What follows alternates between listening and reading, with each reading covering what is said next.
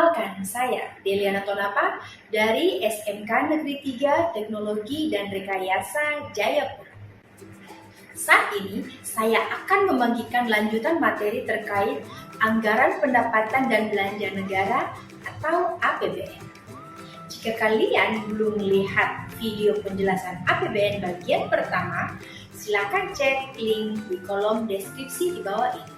Tujuan pembelajaran kita saat ini adalah siswa dapat mengetahui pengertian APBN, dasar hukum APBN, struktur APBN, dan mekanisme penyusunan APBN.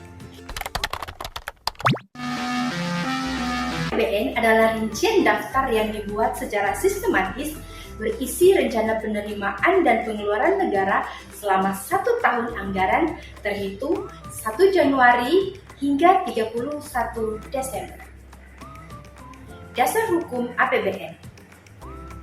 Undang-Undang Dasar 1945 merupakan dasar hukum yang paling tinggi dalam struktur perundang-undangan di Indonesia. Oleh karena itu, pengaturan yang berhubungan dengan keuangan negara selalu didasarkan pada undang-undang, khususnya dalam bab ke-8 Undang-Undang Dasar 1945, Amandemen keempat, Pasal 23, Ayat 1, Ayat 2, dan Ayat 3.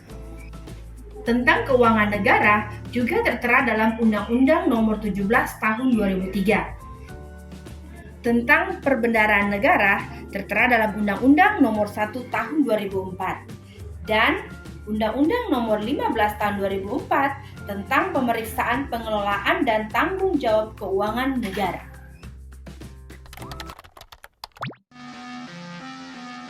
Secara garis besar, struktur APBN merupakan pendapatan negara dan hibah, belanja negara, keseimbangan primer, surplus, dan defisit anggaran pembiayaan.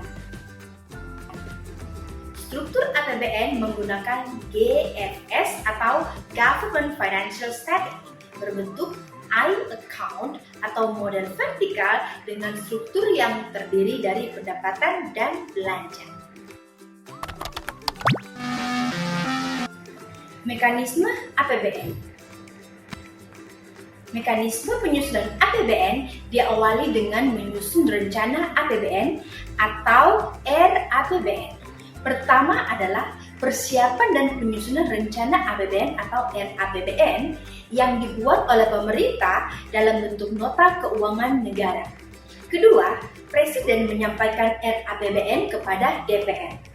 Lalu, DPR perlu menyetujui RAPBN melalui sidang paripurna DPR yang dilakukan bersama lembaga teknis keuangan.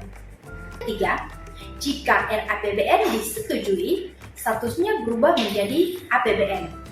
Namun, jika RAPBN ditolak, pemerintah harus melaksanakan APBN pada tahun sebelumnya tanpa adanya perubahan.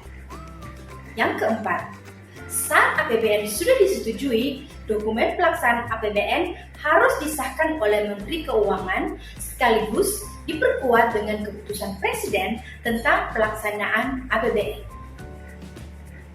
Yang kelima, pelaksanaan APBN akan diawasi oleh Badan Pemeriksa Keuangan atau BPK. Hasil pengawasan nantinya dilaporkan kepada DPR. Yang keenam, atau tahapan terakhir adalah pertanggungjawaban pelaksanaan APBN.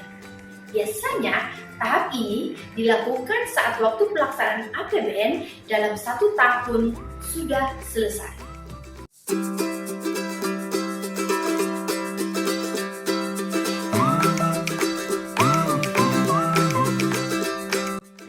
Demikianlah penjelasan tentang APBN bagian kedua. Apakah kalian memiliki pertanyaan? Jika iya, silakan komen di kolom komentar. Jangan ketinggalan video pembelajaran APBN bagian ketiga. Sampai jumpa!